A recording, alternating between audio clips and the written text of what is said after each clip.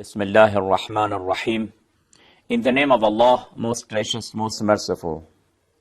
We were talking about the limits of covering. How much of the body of a lady must be covered from the Islamic point of view. We made mention of two verses of the Holy Quran related to the issue of covering and hijab.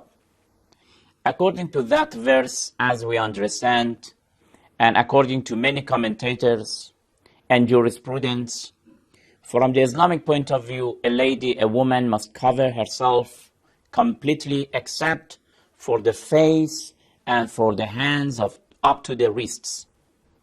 These two places and parts of the body are as exceptions.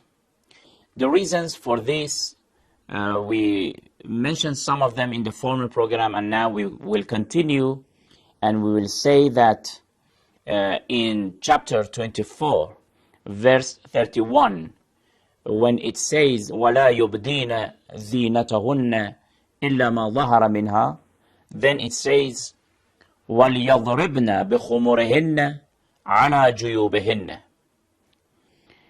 The translation of this phrase of the verse will prove what we are saying. According to this phrase, in those days there was a kind of a scarf, which the Holy Quran is calling it khimar. Khimar, and the plural is khumur. Khimar was a kind of a scarf, and according to this phrase of the verse, a woman must also cover her front side, her chest, her neck, with a scarf, with khimar. You see, in those days, when they used to wear khimar or a scarf, the way that they covered themselves, they didn't cover their ears and their necks. Therefore, when somebody saw a woman, her earrings, for example, her necklace, her chest could be seen very easily. This is why that the Holy Quran is saying that وَلْيَضْرِبْنَ بِخُمُرِهِنَّ عَلَى جُيُوبِهِنَّ, with the scarf that they have and they wear. They mustn't put it from behind the ear. No, they should cover the ear, the neck, and the chest. عَلَى جُيُوبِهِنَّ. Juyub is the plural for jaib, means the chest or the neck of the woman. If the face also was obligatory to be covered, it should be mentioned in the Holy Quran. Because now the Holy Quran is exactly specifying and giving the limits of the parts of the body which must be covered.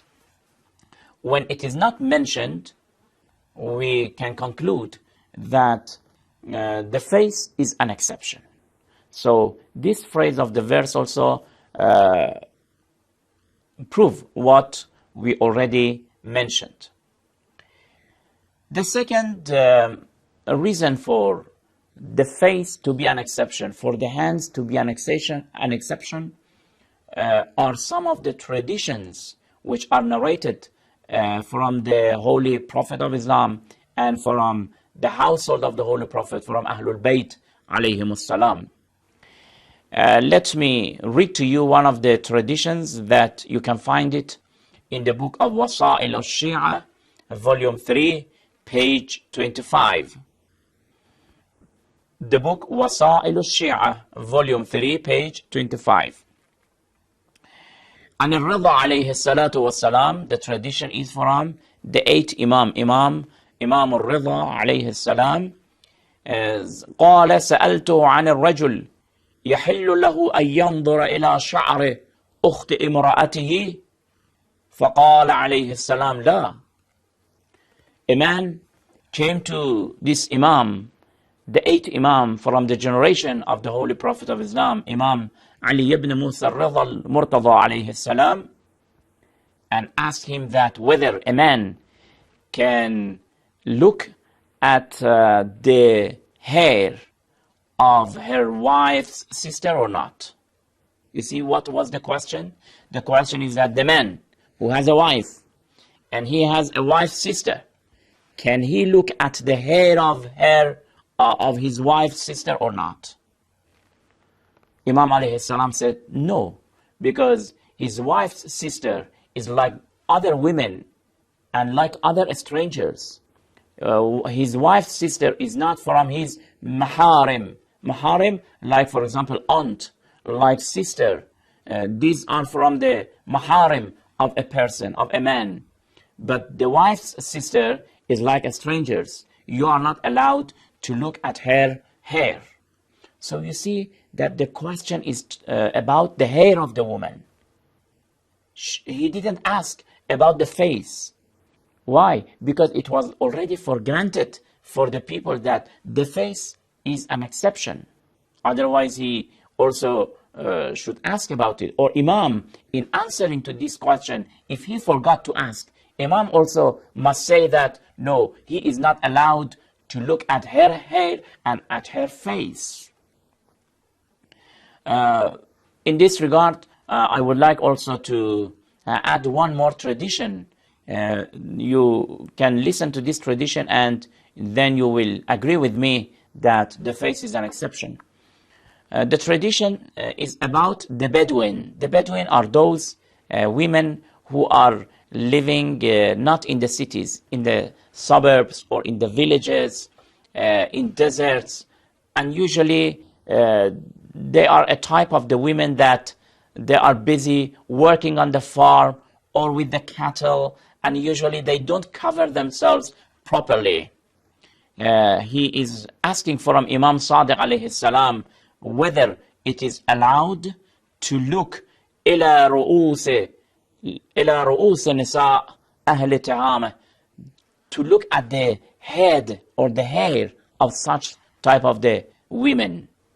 Imam alayhi salam says, لا بأس بالنظر إلى رؤوس نساء التهامة والأعراب وأهل السواد لأنهم إذا نهوا لا ينتهون. These types of the people, of women, that even if you tell them they will not cover, it is not a problem to look at their heads and at their hair.